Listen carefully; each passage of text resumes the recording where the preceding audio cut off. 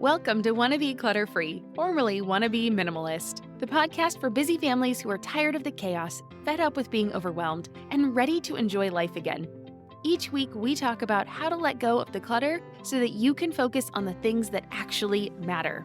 And it's not just physical clutter. We talk about the mental and emotional stuff too, because if it's holding you back, it's time to ditch it. I share what I've done in my own life to declutter, organize, and calm the chaos, but you won't just hear it from me. There are amazing guests too. It's practical, doable, and simple for those of us that want to be clutter-free. Well, hey there, my friend. Welcome back to the show. My name is Deanna Yates, and you are listening to episode 188 of the Wannabe Clutter Free podcast. On today's episode, I'm talking about the sunk cost fallacy. This is an issue that almost everyone faces on their decluttering journey, and I mean everyone. Today, we're going to explore what the sunk cost fallacy is. We're going to talk about how it relates to decluttering and why it's so tricky and how to overcome it. But before we dive in, I want to remind you of the exciting announcements that I made last week. The first is that you can now become a supporter of this show, and that means you can directly support me each month, and for doing so, you will be granted ad-free listening. Pretty cool, right? So you also have the option to become an annual supporter, which comes with a discount over the monthly price and some really cool bonuses. I'll leave a link in the show notes if you're interested, or you can go to wannabeclutterfree.com/supporter to sign up. Again, that's wannabeclutterfree.com/supporter to sign up. And for less than a cup of coffee, you can stream all the episodes, 188 to date, ad-free, and ensure that I can keep bringing you amazing content. And now for reminder number 2, I'm hosting a free 5-day summit from January 29th through February 2nd. We've kicked it off and the buzz has begun. It is going to be such an amazing event. You can register for free at chaos2calmsummit.com, and of course, I'll link in the show notes as well. But again, that's chaos2calmsummit.com. And who is this summit for and what's it going to cover? Well, the Chaos to Calm Summit is for chronically busy moms who are tired of the mess and overwhelm and ready for change. Each day of the summit covers a different topic, and we'll look at starting things right on day 1, cover time management on day 2, declutter on day 3, organize on day 4, and move forward with joy on day 5. If getting your home in order is on your list of goals for 2024, well, you definitely don't want to miss out. It's going to be an amazing week and will be the perfect way to jumpstart your efforts, reinvigorate you, or help you with the momentum you've already built up. I'm always talking about inspiring you into action, and this summit will do that. I have an incredible lineup of speakers, and we are all so excited to come together for this very special week. So do not miss out, especially because it's free. So grab your ticket at chaos2calmsummit.com. Again, that's chaos2calmsummit.com, and I'll have a link in the show notes so you can click right through. And invite a friend or two to join you, because the more, the merrier. I know you can reach your goals this year, and I am here to help. Okay, so those are my 2 big exciting announcements and reminders. Let's get back to today's show because the sunk cost fallacy is such a tricky beast, but once you see it for what it is, you'll be able to move right past it. So let's start with that. What is the sunk cost fallacy? Well, basically, this is when we make decisions based on the money we've already spent, time we've already put in, effort we've already made, or resources we've already invested rather than its current or even future value. Did you hear all of those alreadys? Yes, it's all in the past. We think that we've already invested those resources into something, so we should continue to invest more resources. As I say that, it makes me think of a slot machine. Now, the odds are low that we'll win big on a slot machine, but you've already invested $5, $10, $20 in the machine, and so it's so hard to walk away. Your brain keeps telling you that maybe on that next pull, you'll hit something big, right? You'll hit some winning numbers, you'll get your money back. Maybe you could walk away with half of your funds now, right? Let's say you started with $20, you put 10 in. Like, okay, well, if I quit now, I can walk away with at least $10. And logically, we know that makes sense, but you still think that you're going to hit something big. You'll walk away with heavier pockets. I mean, casinos are big business and they make lots of money, but someone's got to win, right? Well, no, actually, they don't, because the saying goes, the house always wins. That is what the sunk cost fallacy is like. The crazy part is that we might even be aware that it's not beneficial to us anymore. Just like when you're sitting there at the slot machine, you've lost half of your money, you know it's not beneficial to keep going, but that past investment is super difficult to overcome. So you might be listening to this and think, yep, this is something I struggle with. But if you're not sure, here are some questions you can ask yourself to see how the sunk cost fallacy can play out in your everyday life. Have you ever sat through an awful movie because you paid for the ticket to the theater, or you rented it, or because you're already halfway through? Have you ever suffered through a book just so you could finish it, even if you didn't particularly like the story or the characters? Have you ever held on to an investment that seemed doomed to fail simply because you already invested? Have you ever held on to something you don't use just because it was expensive? Yeah, that last one, I know that last one's hitting home for a lot of you because I hear you tell me that all the time. Other words I hear used are, I spent a lot of money on that. It's too nice to donate. It's worth a lot of money. I still have room for it. I can just put it in the garage. Okay? These sayings, this is our brain rationalizing, keeping things that we've invested in, even though we no longer want them, right? If you're putting something in the garage, you don't really like it. The garage is not a nice, neat, clean place. Generally, it's dusty. It's where our cars come in. It's where, things go to die, basically. And so those aren't the things you really love and want to keep around you. Let's take a quick break, and when we come back, we're going to talk about why it's so hard to let go of our things, and we're going to talk about something called the IKEA effect. I'm Margaret. And I'm Amy. And together we host the podcast, What Fresh Hell? Laughing in the Face of Motherhood. Margaret, I would say you're sort of a where are my keys kind of mom. Correct. Sometimes a where are my kids kind of mom. Well, you're, Amy, more of a we were supposed to leave 35 seconds ago, mom. I mean, touche. In each episode of What Fresh Hell, we come at a topic from our usually completely opposite perspectives. I bring the research. And I bring kind of the gimlet eye. Like, is that research really going to work, people?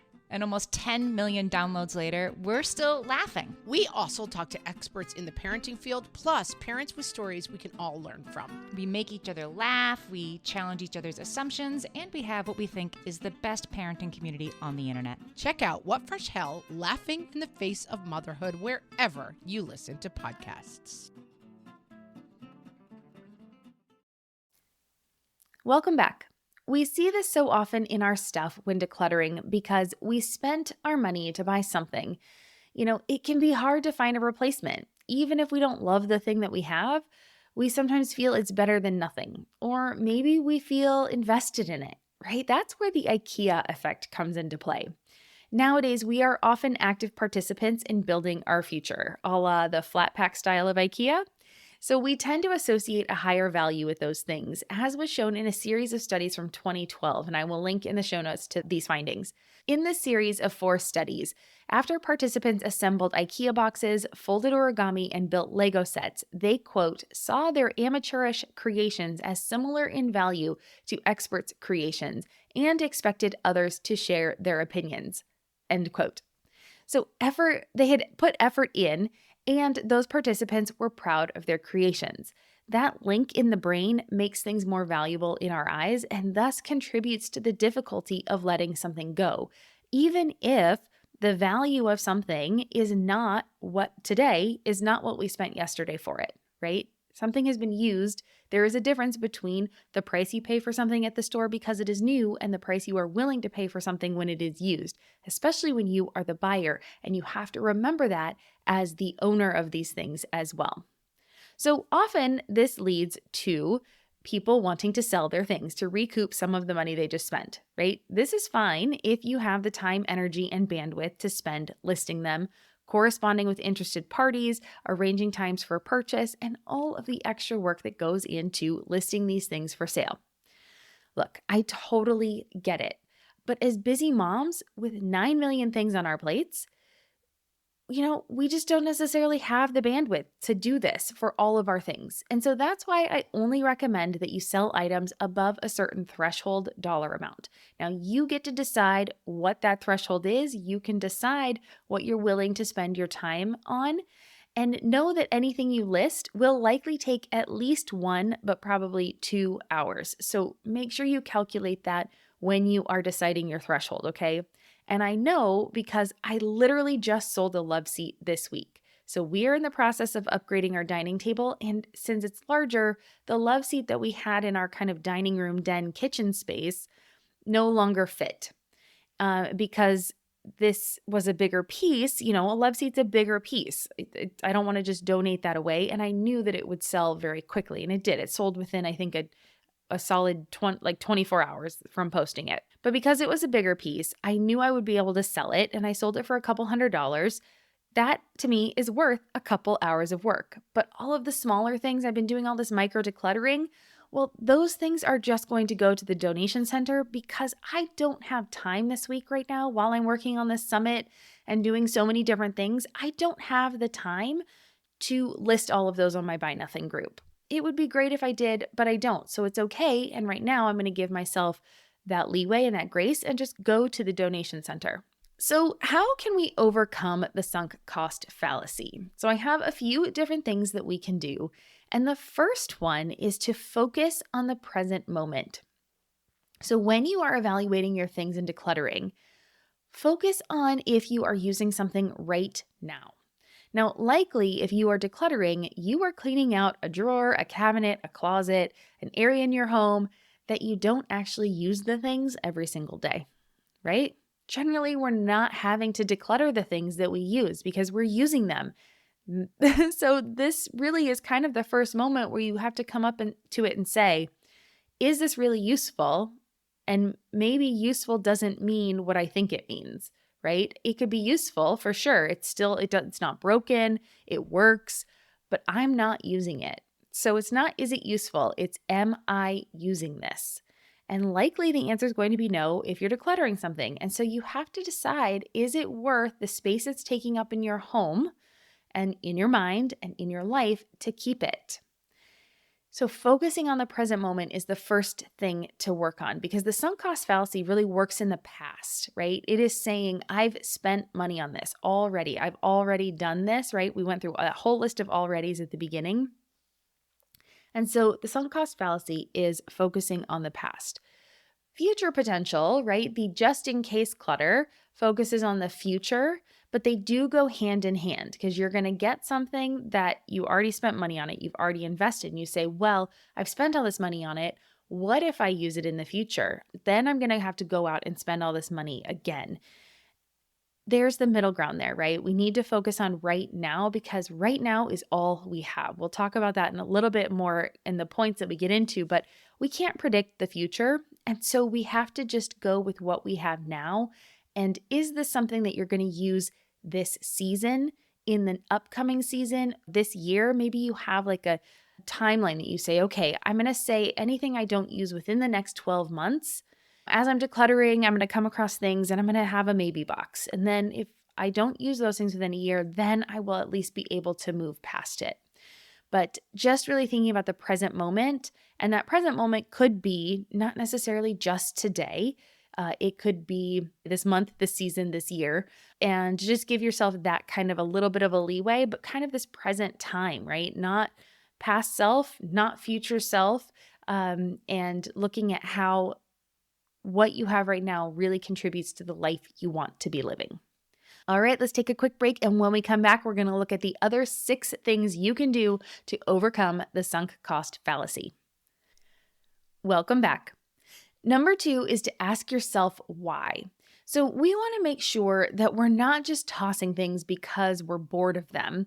And we don't want to continuously repeat the cycle of buy, then declutter, then buy, then declutter. So when you come across something that you look at it and you say, I don't use this anymore, before you declutter it, I still want you to declutter it if you're not going to use it. But before you do that, ask yourself why. Like, why don't I use this? And if you're not using something because you have a duplicate item that you love, then that's wonderful. That's an easy toss. That's an easy declutter. Go ahead and let go of that item.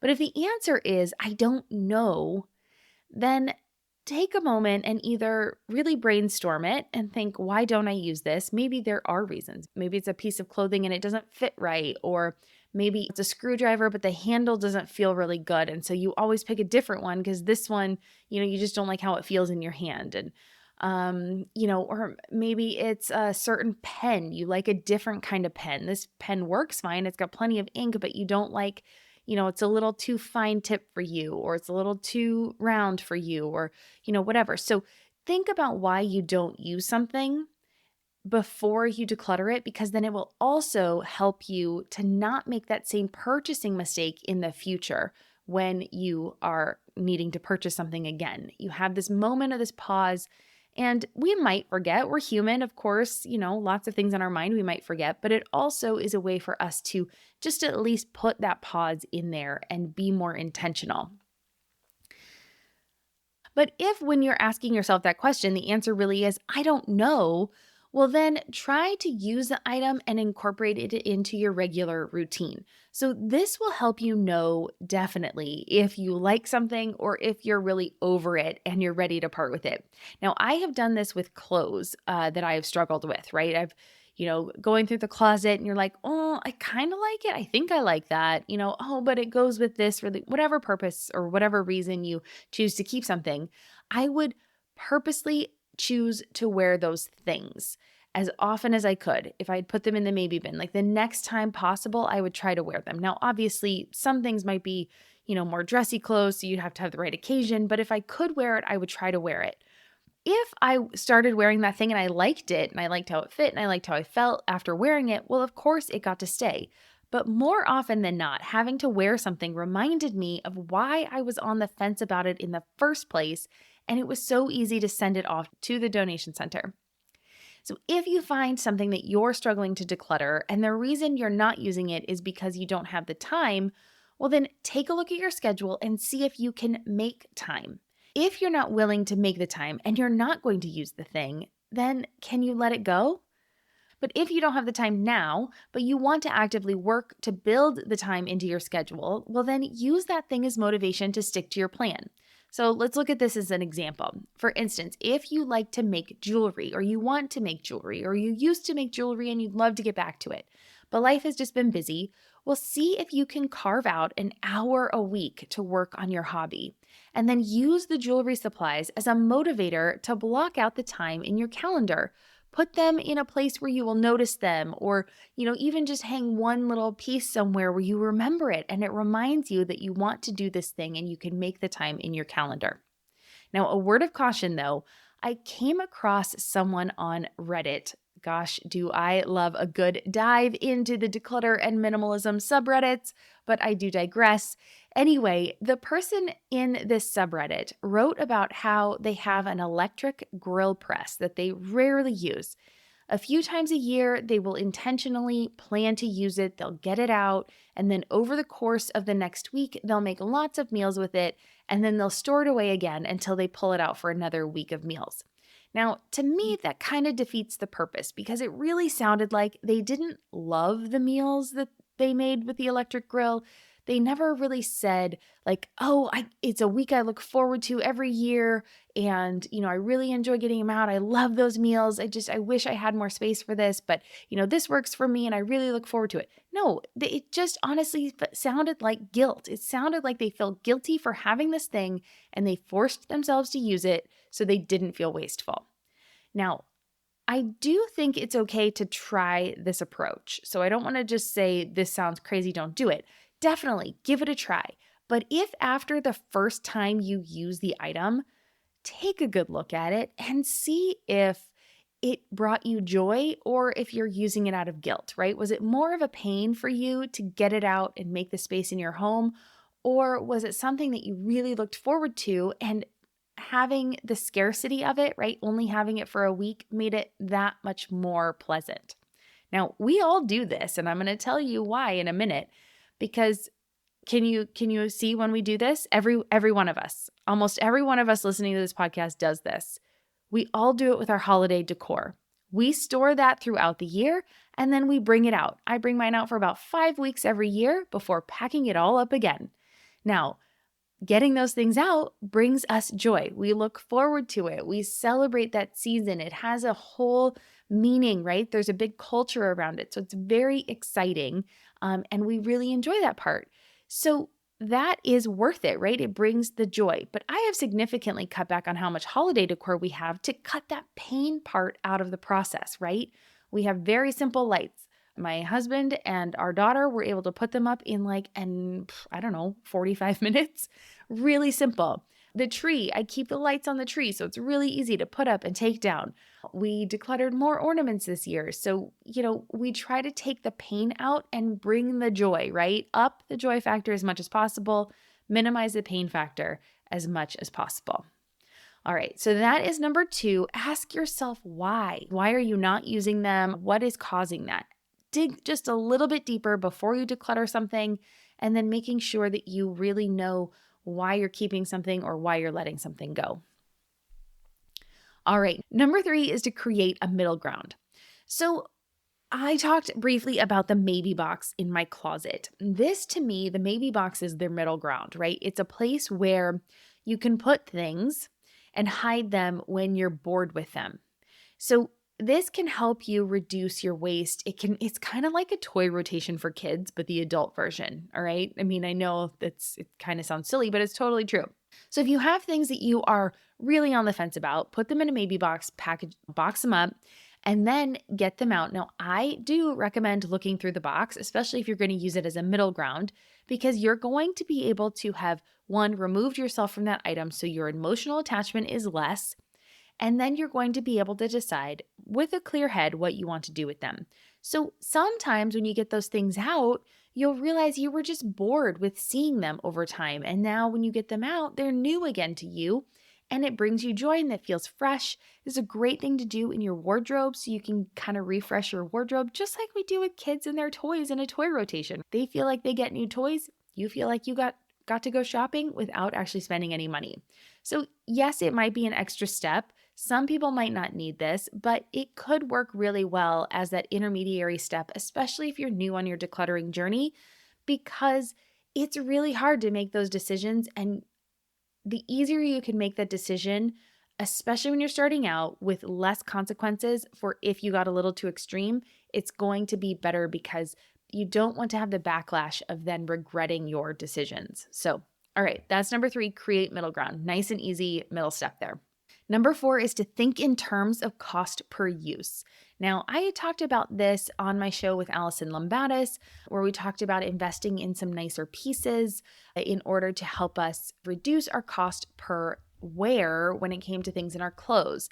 And sometimes I can get a little hung up on how much I spent on things. It's just human nature.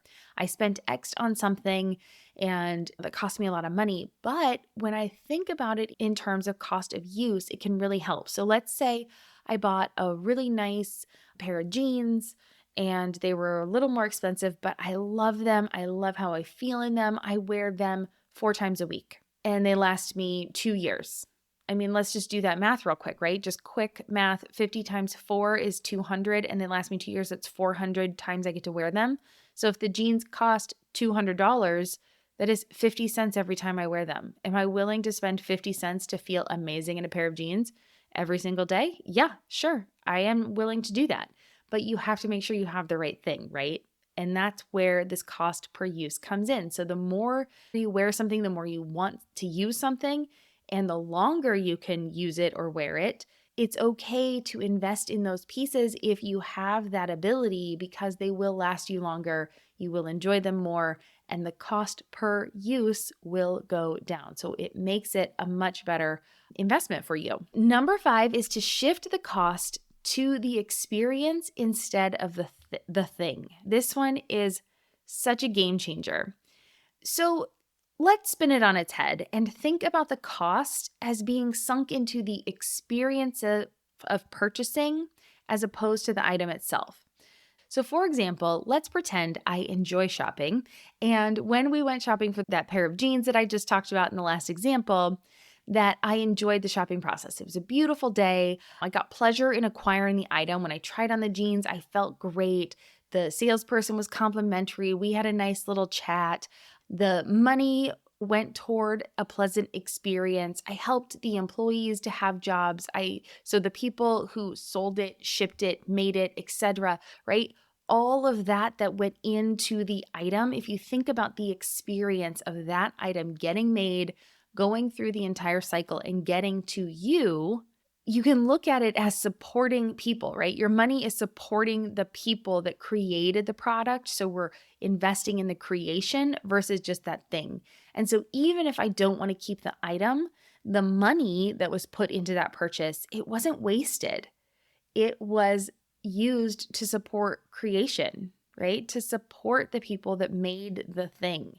And so when you can think about it in those terms, instead of just it being this thing that you bought, let's think about the people behind the thing. It just makes it so much easier to say, well, I used it up. My money went to this wonderful experience and helped so many more people. And so that is what I bought with my money, not just this thing. All right. I love that one. I think that one might be my favorite one on the list. All right. Number 6 is to decide to stop wasting your time. So consider cutting your losses, right? What is spent is gone, but we have control of how long we continue to accrue losses. So the longer you hold on to something that you don't want, that you don't use, that you don't need, the longer it has control over you and the less time you have for something you truly enjoy and love.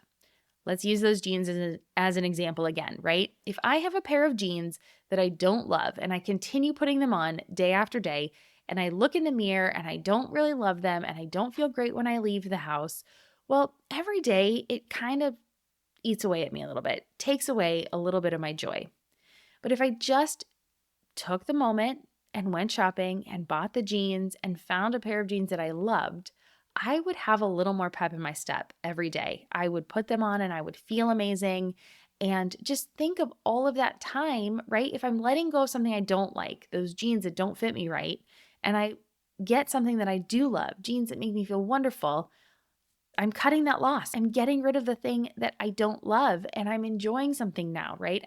I'm filling my life up with more positive experiences and more joy and more just everything that will just then exude from me as I go out into my day. I will feel better. That means I will be nicer. I will smile more. Smiles are contagious and that spreads joy to your whole community around you. So that one teeny tiny little change can really make a difference to all the people you come in contact to on a daily, weekly, monthly basis, right? That's number 6. Number 7, who gets a little doom and gloom? It's to think about the worst case scenario. Look, I like to stay positive. I will bring this around positive by the end of it. I know I will. But sometimes our brains need a good doom scroll to get over the fear. The sunk cost fallacy is basically fear of the unknown. We know the thing we have, we feel comfortable with it. Yeah, maybe it's not great, maybe it doesn't light us up, but we fear that if we get rid of it, we won't be able to get something like it again. Can I be honest with you? There are a few things that I am sad that I decluttered. But when I really think about them, I can see that it's more of the idealized version of those things than the actual thing itself. If I had those items in my possession today, right now, they probably wouldn't be here because I probably would have decluttered them by this point, right? So some of these are several years ago that I'm kind of sad about. I know you want to know what those things are, so I will share them with you. One is a pair of shoes that I left behind in the Czech Republic. So we were traveling and our carry-on luggage had become too full. Now, the event that I brought the shoes for had already passed, so I went ahead and left them behind when that event was over. Now, I loved those shoes. I didn't get rid of them because I didn't love them, but I figured I would just upgrade them when we got back from our travels. I didn't see myself needing those shoes again, and so I left them behind. Well, then when we came back after traveling, we settled down, COVID hit. I never really found the time or the need to replace them. And although I still think of those shoes very fondly, it doesn't, like my everyday life doesn't suffer from not having those shoes, from letting those shoes go. So I'm okay. I can move on past them. Like, yeah, I love those shoes. If I found them in the shop, I probably would buy them again, but it's okay. They're just shoes. The other thing that I regret is selling our snowboard and snowboard boots. We had moved from Colorado to Chicago at the time. And guess what?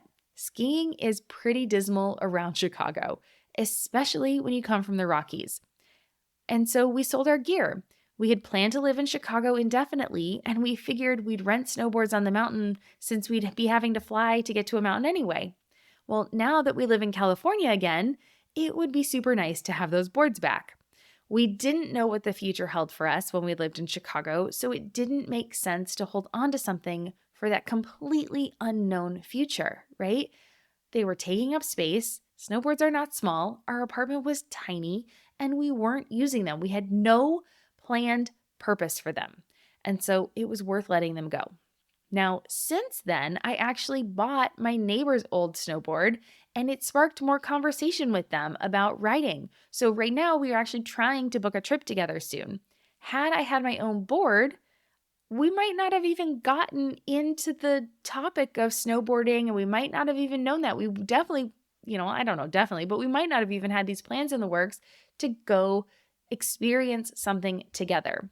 So see how I turn this around? Yes, of course it's worst case scenario if you think about it to have to replace something that you decluttered. But you will have learned along the way what you value so that when you pair it with number 5, again, which is shifting the cost to the experience instead of the thing, you'll realize it's not so bad after all, right? The experience of buying the snowboard. And with that one, I think about the young couple that we sold our snowboards to and all the fun that they probably had on those boards and maybe are still having. I don't know. Or who else got to be blessed with those snowboards along the way that they then sold them to next? I don't know. I choose to think about it in that term. And then also, had I not known, I wouldn't have bought my neighbor's board. Or, had I not sold that and I had my own, I wouldn't have bought my neighbor's board. I wouldn't have sent them the video as a thank you because she gave me a great deal. And she wouldn't have seen, she texted me back. I was like, dang, you shred. We should get together. We should go sometime, right? None of that would have happened just through conversation. So really, it's interesting the different experiences that you will be opened up to when you just let go of the fear of the unknown. All right, and I have some closing thoughts. I want to leave you with this interesting thought this was from Reddit again, and the user was complex_lingonberry2. They wrote, and I quote, "I wonder though, is this fallacy also a bit of the result of a sort of consumer's unconscious resentment? Have we been told that we need to consume, we buy, we consume, then we need to throw away for various reasons, including planned obsolescence, so we then unconsciously feel resentful and want some of that cost back? Like a sort of side effect or downside of consumerism. It brings pleasure initially, followed by resentment, attachment, and guilt." End quote. I just thought was a very interesting thought on the commentary on consumerism and buying stuff and hoarding on to things because we don't want to let them go. And once we have them, they're ours, and the endowment effect and the IKEA effect and all these effects that come into play. So I just really thought that quote was interesting. So just think about things as we're buying them and making sure we're willing to let them go. When it comes to the sunk cost fallacy, though, I want you to know that it is possible to overcome it. So don't stress about wasting the past. Don't worry about what the future may or may not bring. And stop wasting time and resources now by focusing on your present. And with that, I want to turn it to you. Where does the sunk cost fallacy come into play for you? I would love to know. Send me a DM on Instagram or comment on this post and share it with the world. I'm Wannabe Clutter Free on the social channels. Or if you want to get more feedback, come on over to the Wannabe Minimalist family group on Facebook and share with the community. There will be a discussion thread for this episode, and we'd love to chat with you in the comments. And as always, thank you for joining me today. I am so grateful you're here, and I want to remind you of both the supporter podcast feed where you can get every episode ad-free for less than the price of a coffee, and make sure you don't miss out on the Chaos to Calm Summit. It's going to be 5 incredible days of learning from some amazing women about how to take back control of your home so you can stress less, clean less, and finally make your decluttering and organization dreams a reality. It's a free ticket, so there's nothing to lose. Go to chaostocalmsummit.com to sign up. Again, chaos2calmsummit.com to sign up. And finally, if you made it this far, I would be honored if you shared this episode with a friend. And if you want extra credit, you can also leave a rating and a review for this show. It only takes a minute and it means so much to me. So thank you so much for helping me out. And with that, I hope you have an amazing day. Until next time, keep decluttering, keep moving forward, and here's to letting go of the mindsets holding you back. I'm Deanna Yates, and you've been listening to Wannabe Clutter Free. I'll see you next week. Cheers.